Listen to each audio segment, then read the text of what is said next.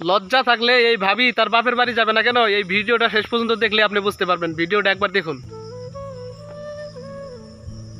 কি ব্যাপার, তুমি কালকে না তোমার বাবার বাড়ি গেলা, বললা কয়েকদিন থাকবা, আজকে হঠাৎ চলে আসলা যে? ওইটা তো এখন আর আমার বাপের বাড়ি নাই, আমার ভাইয়ের বউয়ের বাড়ি, তাই চলে আসলাম। লজ্জা থাকলে আর কোনোদিন যাবো না ওই বাড়িতে। কি বলো, একদিনে এমন কি হয়ে গেল যে ওই বাড়িতে আর যাবা না? বাসায় যাওয়ার পরে ভাবি দরজা খুলে দিল। আমাকে দেখে ভাবি মনটা খারাপ হয়ে গেল। মনে করলাম মেয়ে মানুষ সারাদিন কাজ কাম করছে, তাই হয়তো বা মনটা খারাপ। সারাদিন আর আমার সাথে কথা বললো না।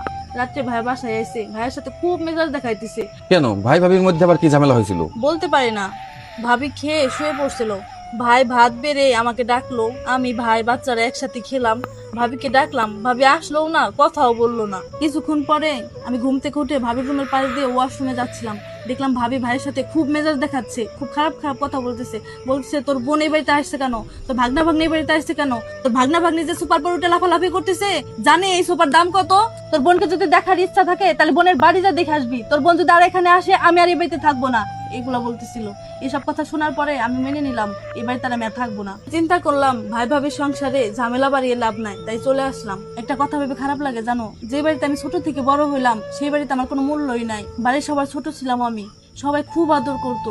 এখন সেই বাড়িতে আমার কোনো অস্তিত্বই নেই, সব এখন ভাবির ইশারায় চলে। মন খারাপ করো না, আমি আছি তো।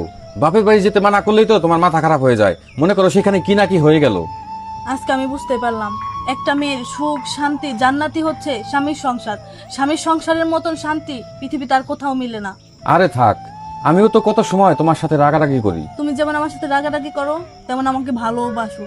অসুস্থ হলে আমাকে সেবা করো, আমার যখন যা লাগে তুমি তাই এনে দাও। তাই আজকে আমি একটা কথা বুঝতে পারলাম, স্বামী ধনী হোক বা গরিব হোক, স্বামীর সংসারই হচ্ছে একটা মেয়ের প্রকৃত জান্নাত। এই পৃথিবীতে স্বামীর মতন কেউ ভালোবাসবে না, স্বামীর মতন কেউ দায়িত্ব নেবে না। আজকে এই কথাটা আমি ভালো মতন বুঝতে পারছি।